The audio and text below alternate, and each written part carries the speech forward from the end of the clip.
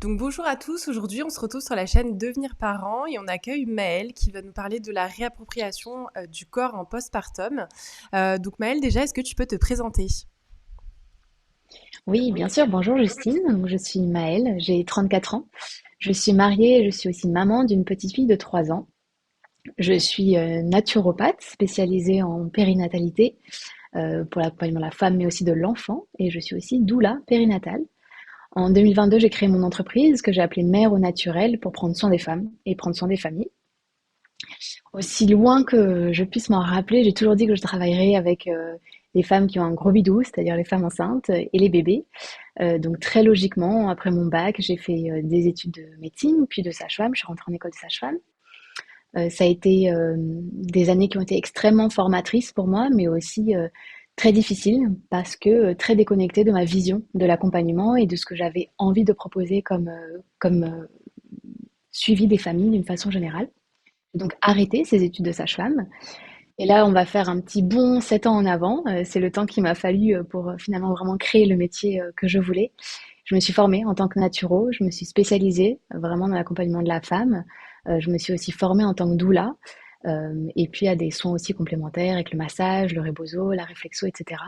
Et aujourd'hui, je suis ravie d'avoir créé ce métier-là et je suis très fière de dire que je prends soin des femmes dans leur globalité, des premières règles jusqu'à la ménopause, et avec bien sûr la périnatalité en cœur de cible pour accompagner les familles pendant la grossesse, l'accouchement et après le retour aussi à la maternité au domicile des jeunes parents.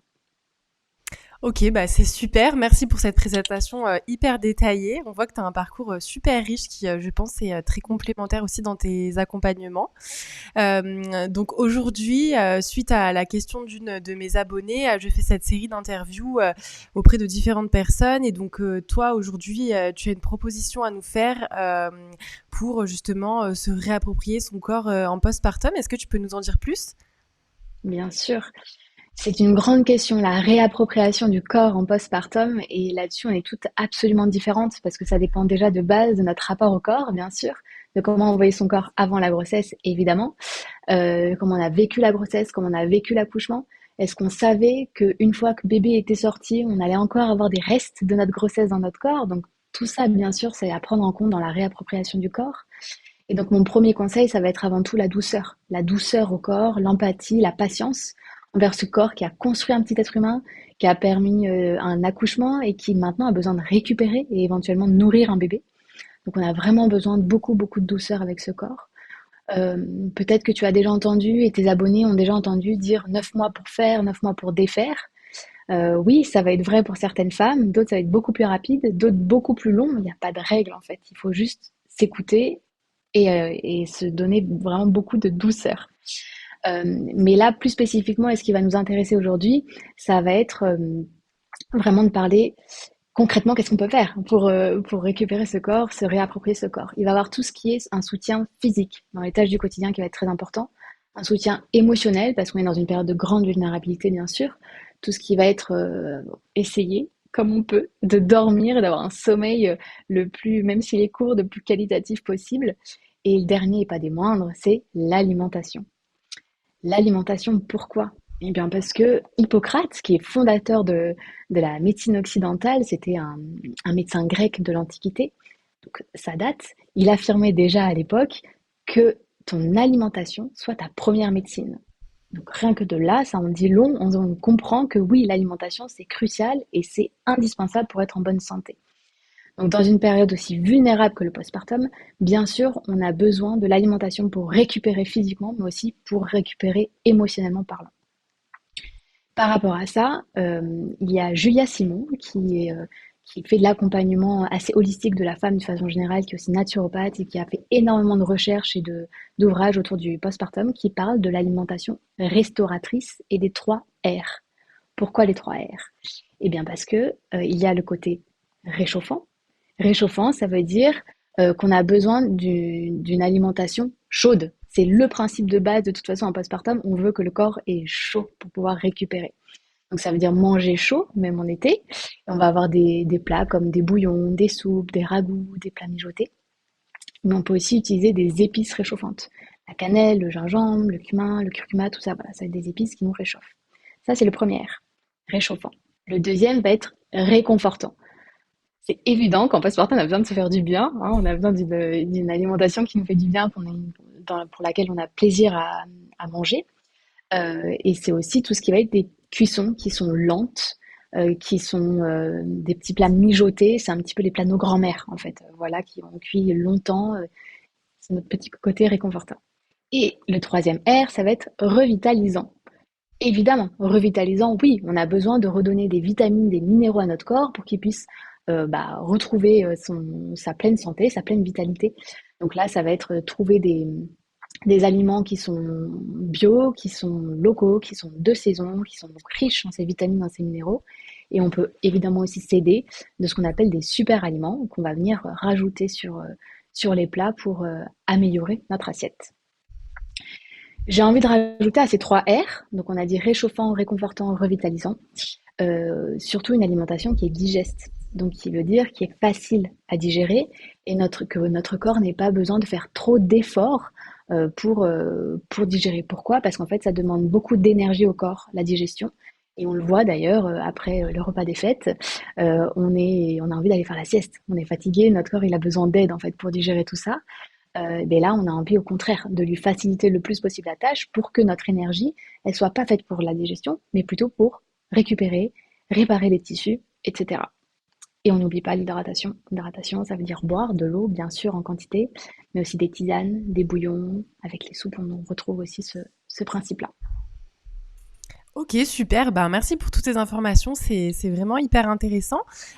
Du coup, comment ça se passe? Comment tu proposes, toi, cette alimentation aux mamans qui viennent d'accoucher? Est-ce que tu vas chez elles et tu prépares ou est-ce que tu prépares chez toi et c'est de la livraison de repas? Comment ça se passe concrètement? Alors, concrètement, concrètement, pour pouvoir faire de la livraison de repas, il faut être traiteur. Ok, donc on peut être traiteur à domicile, voilà, mais ça demande quand même un certain équipement en fait chez soi. Donc moi, ce n'est pas mon cas aujourd'hui. Donc ce que je propose, c'est d'aller au domicile des jeunes parents après la naissance et leur proposer de préparer ces plats-là chez eux après la naissance de bébé. Donc ça fait partie de mes accompagnements pendant le postpartum, où je viens faire des visites postnatales en fait. Donc je vais évidemment prendre des nouvelles des jeunes parents, voir comment ça se passe avec bébé, s'il y a des questions, etc. J'essaie d'y répondre évidemment dans la mesure du possible. Sinon je renvoie vers un professionnel. Et je viens m'occuper plus concrètement physiquement de la maman avec un soin, avec un petit plat bien sûr, et avec une petite gestion de la maison s'il y a besoin, d'un petit peu de rangement, un petit coup de propre. Voilà, c'est des choses bien sûr que les doulas font pour le postpartum. Euh, voilà pour mes services à moi. Après, pour les femmes qui ont envie de se préparer et de veiller à ce que l'alimentation, enfin, à préparer leur alimentation du postpartum, on va dire, il y a d'autres choses qui peuvent être faites. Mais le maître mot, ça va être pour ces mamans-là l'anticipation. L'anticipation vraiment des repas. Pourquoi? Parce qu'en fait, si c'est un premier bébé, on s'en rend pas compte, mais on a à peine le temps d'aller faire pipi ou de prendre une C'est douche tellement ou vrai. voilà, c'est Mm. ouais, on va toutes se reconnaître n'a pas été aux toilettes faire pipi avec son bébé dans les bras quoi. C'est vraiment un truc voilà et donc commencer à se dire qu'on doit couper des légumes, faire mijoter un plat, etc. C'est pas possible quand on arrive à poser bébé, il faut que ce soit là, il faut que ce soit prêt, il faut qu'on puisse tout de suite manger en fait. Quitte à manger, oui, souvent il y a des petites miettes qui tombent sur la tête de bébé, parce qu'on a souvent bébé sur nous, bon, on est pareil, on est toutes passées par là, donc il faut anticiper. Ok, ça veut dire quoi? Ça veut dire que déjà pendant le troisième trimestre de grossesse, on peut carrément faire le plein d'aliments vitalisants et remplir ses placards. Ça veut dire quoi? Ça veut dire remplir ses placards de, par exemple, petits poissons gras. Donc des boîtes de sardines, de maquereaux, de harengs, tout ça on conseille d'en manger jusqu'à minimum 3 fois par semaine. Donc en fait c'est énorme et ça c'est des super sources d'oméga et en postpartum c'est génial et ça va vite d'ouvrir une boîte et de manger ça c'est déjà des super aliments, ça va vite. Pareil, se trouver une bouteille d'huile végétale, d'un mélange d'huile végétale, donc colza, lin, noix, etc., qu'on retrouve beaucoup. Et ça, on rajoute 2 cuillères à soupe sur nos plats. Pareil, ça vient nous faire un super apport. On met ça dans les placards, on sait qu'on verra pour plus tard. Être sûr qu'on ait tout ce qui est petites graines, donc on appelle ça les oléagineux. Les amandes, les noix, les noisettes, qu'on ait ces mélanges-là à la maison, qu'on puisse venir piocher dedans quand on a faim. C'est des super encas. Qu'on ait aussi des légumineuses, donc des pois chiches, des lentilles, des haricots secs. Tout ça, ça va être comme aussi des céréales, donc le sarrasin, le riz, le quinoa. Ça va nous permettre assez rapidement de faire bouillir de l'eau, de jeter ces céréales ou ces légumineuses dans l'eau. Et c'est déjà, rien que ça, un plat qui respecte en tout cas les 3 R. Euh, Après aussi, on trouve beaucoup de soupes ou de bouillons déjà prêts dans le commerce. Donc, par exemple, des soupes miso, soit desséchées, soit prêtes, mais à conservation longue. Pareil pour les bouillons en bocaux, les bouillons de poule, les bouillons de bœuf, qui sont hyper revitalisants en postpartum. Euh, Ce que j'aime bien proposer aussi, c'est au moment de se renseigner sur les livraisons de paniers de légumes et de fruits frais autour de chez nous. Il y en a de plus en plus, il y en a vraiment partout et on peut se faire livrer en fait ces paniers-là à domicile. Donc si on ne se sent pas de partir dans une cuisine de fou, au moins avoir des fruits frais qui est un bon apport aussi, beaucoup plus sain que de prendre des encas ou des gâteaux industriels. Ça va être vachement plus efficace pour le corps de récupérer avec des fruits frais. Et après, ce que j'aime aussi, pour finir, proposer, c'est ce que je vous disais tout à l'heure, c'est les super aliments. Donc les Mmh. super aliments, moi j'aime bien les proposer en tout ce qu'on va être, en gros, des aliments qu'on va pouvoir saupoudrer au-dessus de nos assiettes. Donc on a notre assiette, peu importe la qualité de l'assiette, on vient saupoudrer de ces aliments-là et ça vient quand même donner un petit coup de peps à notre assiette et c'est pratique. Parmi ces super aliments, on va retrouver les algues en paillettes. Donc ça se trouve dans des OK. boîtes un petit peu comme du sel en fait et on vient saupoudrer notre plat.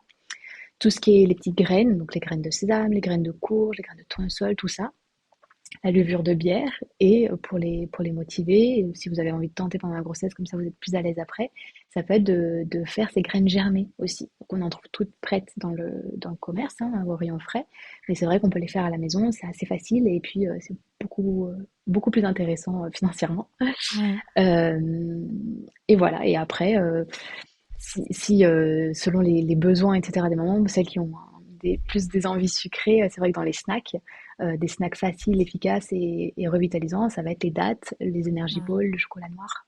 Ça, c'est des super choses aussi à avoir dans, Mmh. dans les placards. Donc, anticipation. On remplit ses placards de bonnes choses qu'on peut vite aller piocher si on n'a pas de plat. Ensuite, ça peut être aussi, sur sa liste de naissance, demander une cagnotte ou un service de traiteur postpartum. Alors, à ma connaissance, dans le 06, il n'y en a Il y en a pas. pas. Donc voilà, c'est un appel à candidature, s'il vous plaît. Il y a un marché à prendre, Si, allez-y. ouais, c'est clair. Le plus proche que je connais, en tout cas, c'est à Aubagne. Donc en fait, Oui. c'est vrai que dans le 06, il n'y en a pas. Bon, voilà. Peut-être dans quelques mois, quelques années, ça va se faire. Mais n'empêche que c'est ce qu'on disait tout à l'heure, il y a une autre solution ici, ça va être de demander une cagnotte pour les services d'une doula postnatale qui vient faire à manger en fait au domicile. Ça, c'est tout à fait possible. Autre chose aussi qu'on peut mettre sur la liste de naissance ou on peut en parler aussi aux proches autour de nous, ça va être de mettre à contribution nos proches, que ce soit les mamans, les cousines, les sœurs, les copines, etc. Bah, leur dire vraiment ce qui moi me ferait du bien et ce que je sens enfin, ce dont j'aurais besoin en postpartum, ça va vraiment être de bien manger. Donc si c'est ok pour toi, ton cadeau de naissance, j'aimerais que ce soit un plat ou 2 plats ou 3 plats, peu importe. Mais voilà, que tu viennes me voir pas avec un doudou, mais en fait avec un plat de lasagne ou avec une soupe ou voilà, avec un truc qui va me réchauffer, qui va me réconforter, surtout qui va me permettre de pas faire à manger. Mmh. Et la dernière option, ça va être de préparer ces plats et de les congeler.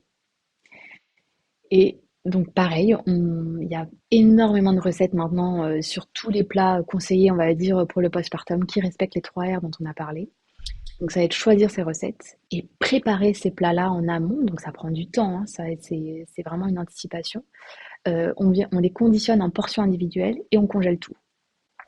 Ça, c'est super et c'est aussi quelque chose que je propose, moi, dans mes accompagnements pendant la grossesse. Je propose une demi-journée au domicile de la future maman. On se met en cuisine et on prépare tous ces plats comme ça pour son postpartum. Trop chouette. Maître mot, anticipation. Super. Et comment ça se passe du coup quand tu congèles comme ça pour réchauffer les plats ensuite pour éviter de perdre un maximum de nutriments? Comment ça se passe? Est-ce que c'est plutôt une cuisson on remet dans la casserole et on cuit, le micro-ondes? Comment ça se passe concrètement? Alors moi, je suis pas du tout une adepte du micro-ondes. Ça va pas étonner grand monde. Euh, l'idéal dans un processus de décongélation, ça va être de décongeler petit à petit pour pas qu'il y ait de choc de température. Mais dans les faits, quand on est en postpartum, on fait un peu comme on peut. Ouais. Voilà. Donc, idéalement, si on y pense, ça va être la veille au soir, Mmh. de prendre un plat préparé du congélateur et le basculer dans le frigo. Comme ça, il a toute la nuit pour décongeler tranquillement. Et le lendemain, quand c'est l'heure de manger, on peut, si c'est une soupe ou un bouillon, on peut le réchauffer à la bouilloire. Et si en plus maintenant il y a des bouilloires sur lesquelles on peut gérer les températures, donc on évite de Exact. mettre à 100, voilà, on met plutôt à 50, 60, voilà une température déjà qu'on peut boire directement et qui va éviter de détruire les minéraux, les nutriments, les vitamines qu'on a dans nos plats.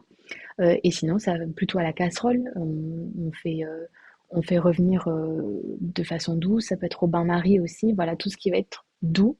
Et pour celles qui sont équipées du vitaliseur de Marion qui permet des cuissons douces, c'est aussi un super moyen de réchauffer Ok, tout ça en marche. maintenant les Les vitamines. nutriments. Pardon. Mmh. Mm. Ok, bon bah écoute, super, merci beaucoup Maëlle pour toutes ces informations, c'est vraiment hyper intéressant. Est-ce que toi tu as initié du coup cette alimentation sur toi quand tu as eu tes enfants ou n'avais pas encore toutes ces connaissances peut-être? Je l'ai fait en partie. Quand j'étais en fin de grossesse, oui, j'ai préparé, congelé mes plats pour avoir mes petits plats pour mon postpartum. Et puis j'ai eu la chance d'avoir une maman, une belle-mère qui venait régulièrement nous voir avec des plats. Donc ça, oui. Et à refaire, j'en ferai encore plus, quitte à Ok. investir dans un deuxième congélo. Ok. Mais ouais, après, c'est vrai que j'avais beaucoup quand même anticipé ça. Je m'étais procuré aussi des bouillons de poule pour la mater. Donc et ça, je suis quasiment certaine que ça, enfin, je suis persuadée que ça m'a beaucoup, beaucoup aidé. C'est ce que j'allais te demander justement. Est-ce que toi, tu as pu constater une différence grâce à cette alimentation-là et est-ce que tu le constates et aussi chez des patientes que tu peux suivre ou même elles qui te le verbalisent peut-être à une précédente grossesse où elles n'avaient pas agi comme ça? Quelles sont les différences qu'elles constatent finalement sur elles en fait et peut-être aussi sur leur allaitement, sur leur forme physique, etc. Alors, c'est plus difficile d'avoir des comparaisons, je trouve, d'une grossesse à l'autre parce qu'on n'est pas dans le même état. Souvent, quand c'est des deuxièmes grossesses, bah, c'est qu'il y a un enfant en bas âge avant, donc la fatigue n'est pas tout à fait la même, etc.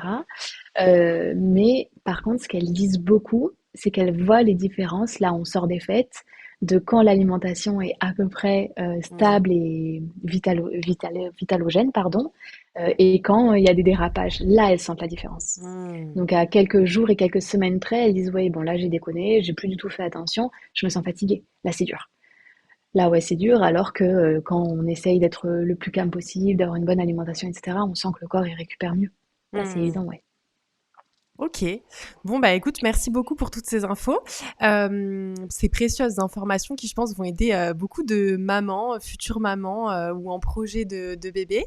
Est-ce que du coup, si on souhaite faire appel à tes services, tu peux nous dire où on peut te retrouver, comment ça se passe, la prise de rendez-vous, est-ce qu'il faut réserver longtemps à l'avance, voilà, donner un peu plus d'informations et peut-être aussi nous dire où on peut te retrouver. Est-ce que tu as un site internet, un compte Instagram, tout ça? Ouais, avec plaisir, merci. Oui, alors je suis présente sur Instagram, j'ai aussi un site internet, Maëlle Mero Naturel. Je t'enverrai toutes les informations avec grand plaisir par écrit. Ce sera plus facile pour me retrouver. Je reçois sur Saint-Laurent-du-Var et après je me déplace donc, comme vous l'avez bien compris, hein, au domicile des jeunes parents après le retour à la maison. Et je m'occupe des jeunes familles pendant le postpartum d'une façon générale au domicile. Donc c'est dans les 3 semaines, dans les 3 mois, enfin les 3 ans, hein, le postpartum, voilà, on a tous une durée différente de notre postpartum ressenti. Et pour la prise de rendez-vous, vous pouvez prendre directement contact avec moi. En termes d'avance, bah, ça dépend vraiment des périodes. Je suis maman d'une petite qui est à l'école, donc je dépends aussi de toute cette organisation-là. Mais on va dire dans les 2 semaines à l'avance, il y a toujours un rendez-vous dispo. Donc, bah, vous l'aurez compris, si vous souhaitez faire appel au service de Mel, n'hésitez pas à la contacter via son compte Instagram ou son site internet. Encore merci Maëlle pour toutes ces informations et bah, peut-être qu'on se retrouvera prochainement sur un autre sujet pour parler parentalité et maternité. Avec grand plaisir, Justine. Merci beaucoup pour cette occasion-là, pour cette interview. C'était très chouette. Je te Et remercie. merci à toi. À bientôt! À bientôt, merci.